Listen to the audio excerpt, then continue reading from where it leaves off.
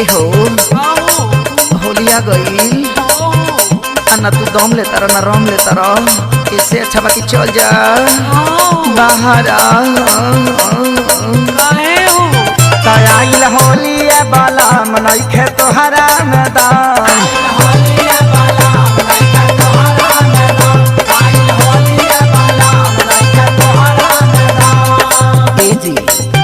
आइल होलिया बाला मनई खे तोहरा मैदान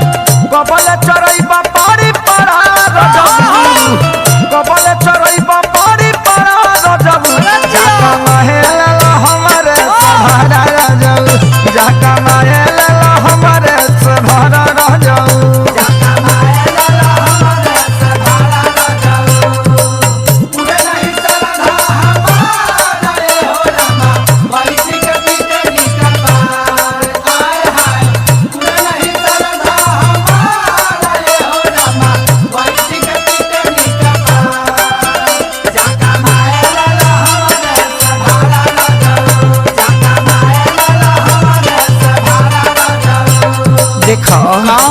तू दो टिकुली एगो तितली पर ध्यान दो न तो उड़ जाई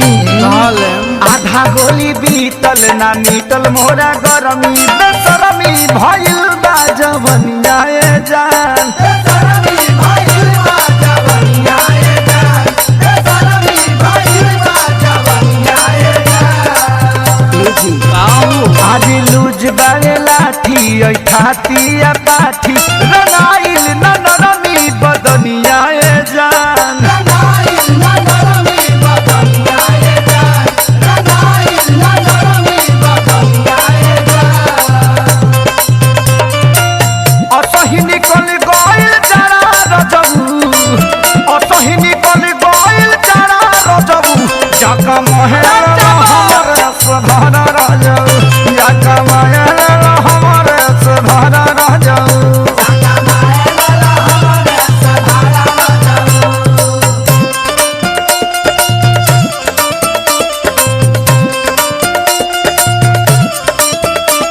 Music by Tinku Tufan.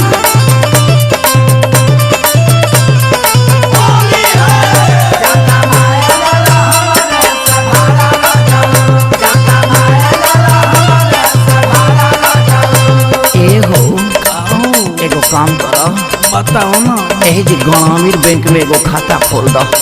और में 68 रुपया डाल दो हम लौका किन के तरह के बोझा बच के खियावत रहे बुझल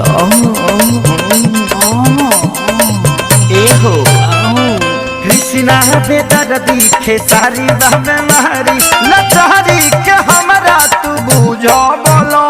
लचारी के हमरा तू बुझो बोलो लचारी के हमरा तू बुझो बोलो ए जी डाल देना